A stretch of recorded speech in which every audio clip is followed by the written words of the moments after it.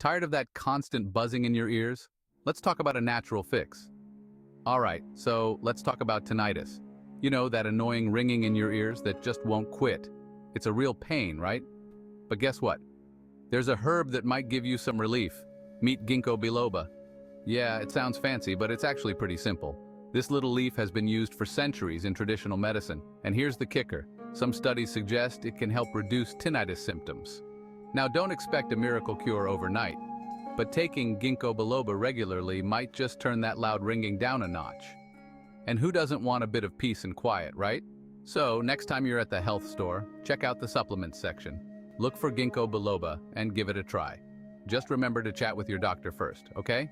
Alright, that's it for today. Hit that like button if you found this helpful and subscribe for more health tips. Stay healthy, folks.